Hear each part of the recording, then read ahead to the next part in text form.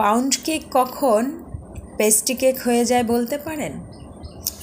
যতবারই আমি cake delivery দেওয়ার জন্য বানিয়েছি ঠিক ততবারই মন খারাপ করে বসে থাকে আর বলে, আম্মু তুমি আমার জন্য কেক বানাওনি।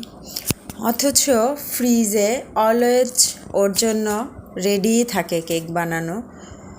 কখনোই কেক ফুরোয় না, একটা শেষ হয়ে গেলে আরেকটি কিন্তু ঠিকই বানানো থাকে। কিন্তু তারপরও আমি যতবার কেক রেডি করি ঠিক ততবারই ও মন খারাপ করে আর বলে, আম্মু আমার জন্য কেন কেক বানাওনি।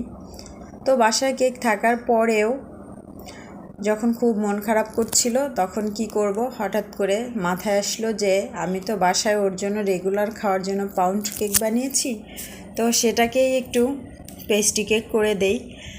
তো যেটা ভাবা সেটাই করা। তো আমি পাউন্ড কেক দিয়েই ওর জন্য পেস্ট্রি কেক তৈরি করে দিলাম।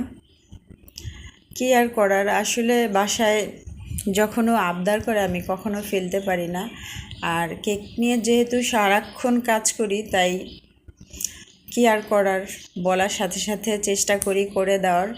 তো আমার একদমই ক্রিম ছিল না, যা একটি কেক রেডি করেছি সেটার পরে যে ক্রিমটুকু ছিল তো সেই ক্রিমটুকু দিয়েই চেষ্টা করেছি একটু ডিজাইন করে ওর সামনে প্রেজেন্ট করার, যাতে ওর মনটা ভালো হয়ে যায়। তো ও মনে মনে অনেক বেশি খুশি হয়েছিল কেকটি দেখে। এই যে দেখুন, এভাবে স্লাইস করে কেটে আমি ফ্রিজে রেখে দিয়েছিলাম। আল্লাহ হাফেজ।